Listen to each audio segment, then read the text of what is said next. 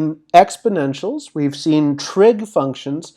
There's a family that's related to the trig functions that I want to talk about now. We saw how the exponential function and the logarithm undo each other. And the terminology for that is that the exponential function and the logarithm function are inverses. The trig functions have inverses as well, but we need to be careful with the notation. So let's bring up that sine of x again. There it is. I want to take this graph. This is the graph that y is equal to the sine of x. And I could switch those variables, and actually Desmos will let me do that. I'll say x is the sine of y. And now I get this sine function on its side. Well, that's kind of neat, but it's not actually useful for calculation. Clearly, this curve in red is violating clearly this function is violating the vertical line test, and it's not actually a function.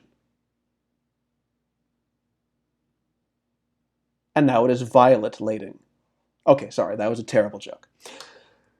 If I want to make an inverse function for the sine, the name that function gets is the arcsine function. So I will write y equals arcsine of x, and you can see that this is just a segment of that curve that I deleted. Let me put that up again. X equals sine of y. So I have snipped off a piece of that curve, and now what I have in blue is a function. It passes the vertical line test. Every single x value has a single unique y value, and this has the property that if I look at sine of arcsine of x, in purple, I get this nice y equals x. So these functions are undoing themselves. I only get it in this region, though, because the arcsine function is only defined in that region. There it is. So I'm stuck with this domain between minus pi halves and plus pi halves. The naming convention on these inverse functions is pretty handy. So if I put a cosine of x here, the inverse function to the cosine is the arc cosine, or arc cos. So this function has a domain from minus 1 up to, I want my x values. So from minus 1 up to 1, and the range is from positive pi down to 0. Some other calculators might parameterize this in a different way, but the important thing is we check that cosine of arc cosine of x just gives us that nice y equals x. That's my test that these are in fact inverse functions.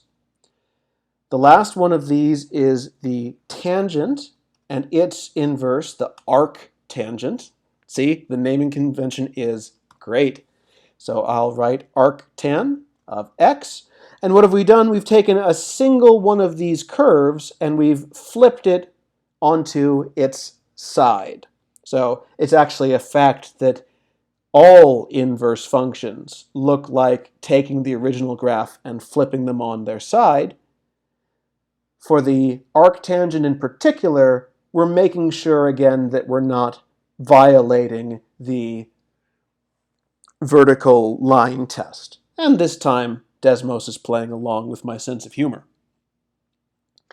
So these functions will come up usually in algebraic manipulations. If we have an equation involving sine, cosine, tangent, and we want to solve for that x that's inside there.